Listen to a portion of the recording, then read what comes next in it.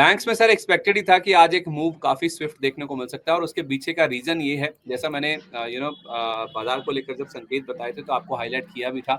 India में जो bond yield है उसमें हम देख रहे हैं कि करेक्शन देखने को मिला है। भारत में जो 10 साल की बॉन्ड यील्ड है कर 6.6% तक लुढ़क गई थी, जो कि 3 साल का निचला स्तर है। 6.62% पर वहां क्लोजिंग देखने को मिली। एक तो सर रेपो रेट घट सकता है, जो 7 से 9 तारीख की डेट आई है, पॉलिसी की अनाउंसमेंट हो सकती है उस 3 दिनों में।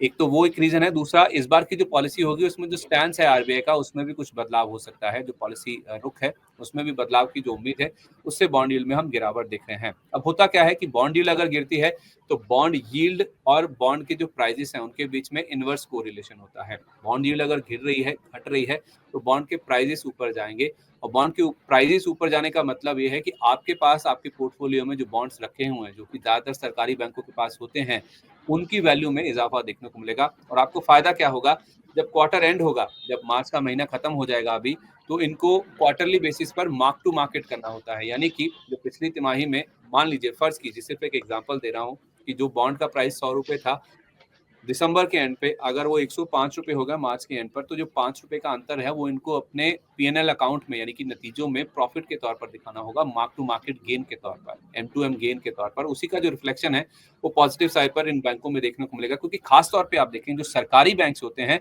वो सरकारी बॉन्ड्स की बड़ी होल्डिंग रखते हैं, इनके पास बड़ा पोर्टफोलियो होता है। तो अगर बॉन्ड यील्ड नीचे आ रही है, बॉन्ड के प्राइजेस ऊपर जा रहे हैं, इनको उससे फायदा होता है। और शायद यही कारण है सर, आज लोअर लेवल से बैंकों में रिकवरी देखने को मिली है। सर, ये जो बॉन्ड यील्ड नीचे आ रही है, उसके ऊपर अगर आप एक पहले रिएक्शन दे दे तो।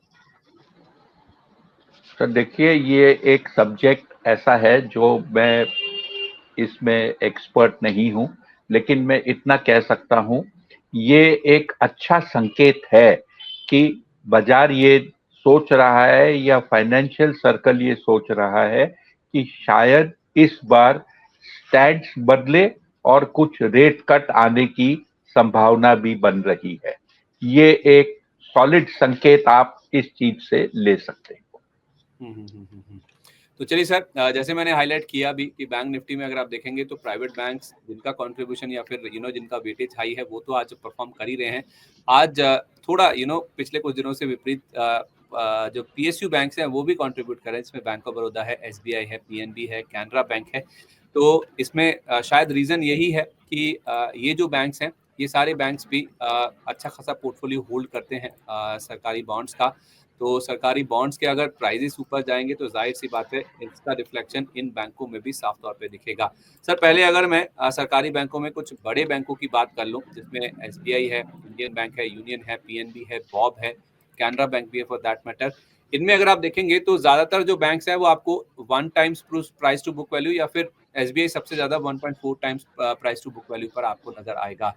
तो वैल्यूएशन के वाइज देखा जाए तो सर ये बैंक्स अभी भी अट्रैक्टिव नजर आते हैं, as compared to their private peers, जो कि अमूमन 1.5 से 2 के प्राइस टू बुक मल्टीपल पर ऑपरेट करते हैं। तो ये जो दिग्गज सरकारी बैंक्स हैं, SBI, Indian bank, union bank, PNB, BOB, Canara हुए, इनको लेकर आपका क्या व्यू है, स्पेशली जिस तरह के वैल्यूएशन है और ये जो बॉन्ड यील्ड नीचे आ रही है उस सिनेरियो में?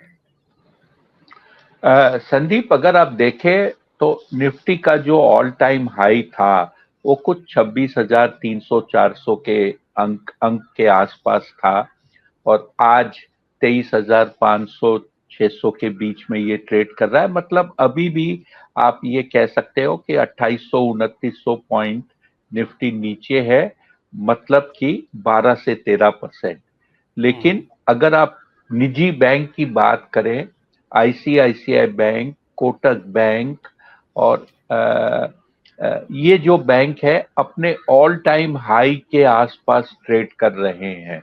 इसका मतलब साफ है कि बैंकिंग क्षेत्र में लोगों को इन्वेस्टिंग पब्लिक की अगर बात करें तो उनको ये लग रहा है कि ये आउट परफॉर्मर है।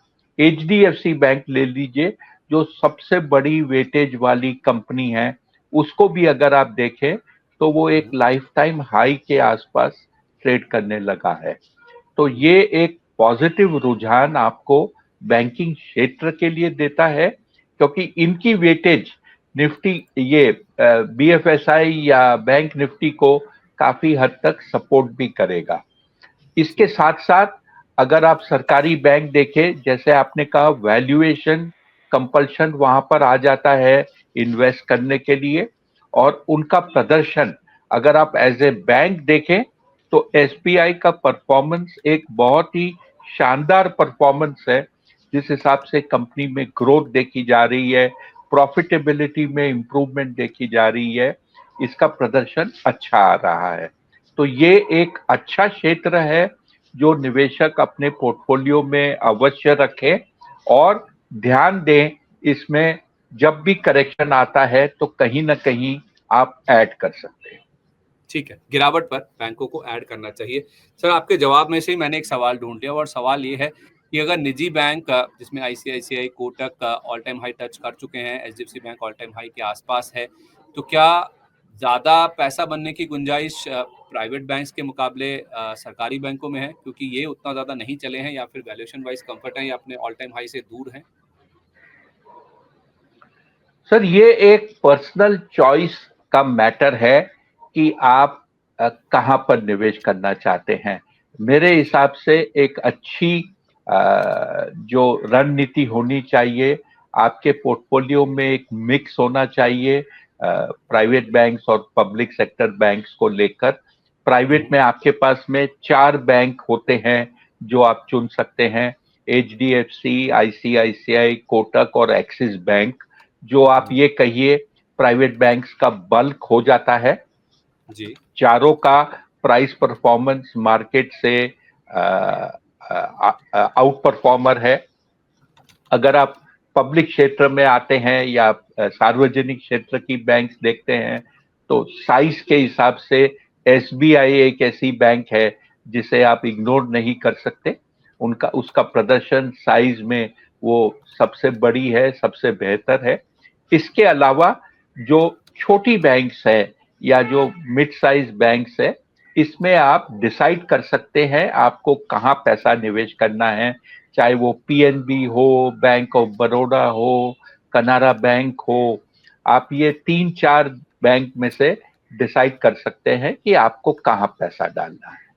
ठीक है सर, ये पीएनबी, मेरा ना अगला सवाल इनफैक्ट इसी चीज को लेकर था कि पीएनबी, कैनरा और आपने बॉब की बात करी, ये तो टॉप बैंक्स में आ गए। अगर हम छोटे मझोले बैंकों की बात करें, जिसमें आईओबी है, पीएसबी है, पंजाब एंड सिंध बैंक है, यूको बैंक है, बैंक ऑफ महाराष्ट्र है, सेंट्रल बैंक जैसे जो नाम है, इनको अगर आप टॉप रैंक बैंकों से कंपेयर करेंगे सरकारी स्पेस में ही, जिनके नाम आपने लिए जिसमें एसबीआई भी शामिल है, उनके मुकाबले इनके वैल्यूएशंस आपको महंगे नजर आएंगे। यानी कि जितने SBI, Bob, bank of Baroda, Canara bank चले हैं या पीएनबी चले हैं, उससे ज्यादा ये चल चुके हैं। वैल्यूएशन वाइज तो यही दिख रहा है, क्योंकि इनके वैल्यूएशंस आप देखेंगे प्राइस टू बुक के हिसाब से कम 1.09 और ज्यादा से ज्यादा 2.25 गुना, जो कि आईओबी आपको नजर आएगा। जिस तरह का हमने लोअर लेवल से इनमें जो रिवर्सल देखा या फिर अपमूव देखा है, तो उस लिहाज से सर वैल्यूएशन वाइज केवल मैं पूछ रहा हूँ, एसबीआई, बॉब, पीएनबी, कैनरा ज्यादा अच्छे हैं, या फिर इनमें से भी कोई चुना जा सकता है, IOB, PSB, UCO, bank of Maharashtra, central bank?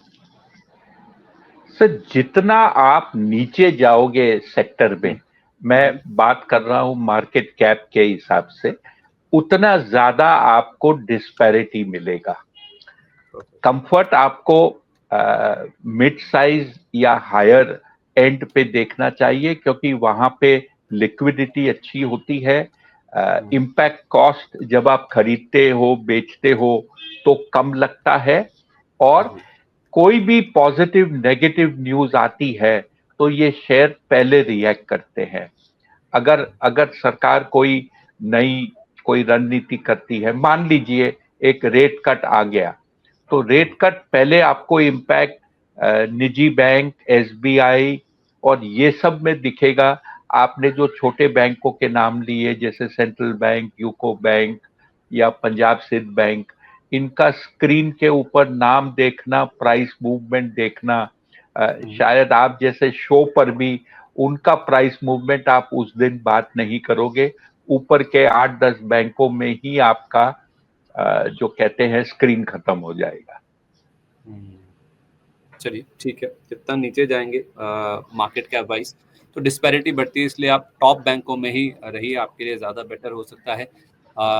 तो उसमें आप एसबीआई, पीएनबी, कैनरा, बॉब जैसे नाम शामिल कर सकते हो। और जो 4 निजी बैंक्स हैं जिसमें ज़्यादातर प्राइवेट बैंक्स कवर हो जाते हैं, उसमें एचडीएफसी, आईसीआईसीआई, एक्सिस और कोटक ये नाम शामिल हैं। इनमें से आप चुनाव कर सकते हैं और दोनों का मिक्स रखिए। अगर आप बैंकिंग सेक्टर में रहना चाहते ही हैं, तो एक मिक्स रखिए प्राइवेट और सरकारी बैंकों में से, और गिरावट पर आप इस पूरे स्पेस में निवेश करके चल सकते हैं। जो बॉन्ड यील्ड नीचे आ रही है, ये पूरे स्पेस के लिए, पूरे सेक्टर के लिए ही काफ़ी अच्छी खबर है, क्योंकि ये इंडिकेट करती है कि ब्याज दरें या फिर जो रेपो रेट है वो आने वाले समय में कम हो सकती है, और इसका फायदा बैंकों के बॉन्ड पोर्टफोलियो के अंदर पॉजिटिव साइड पे दिखेगा जब इनके तीसरी तिमाही के रिजल्ट्स आएंगे। तो बैंकों को लेकर आपको किस तरह से अपनी पोजिशनिंग करनी चाहिए, प्राइवेट बैंक्स, पीएसयू बैंक्स गिरावट पर खरीदें, अभी खरीदें, इन सब के जवाब आपको इस सेगमेंट के जरिए मिलते होंगे। तो हॉट स्टॉक्स को यहीं पर समझते हैं।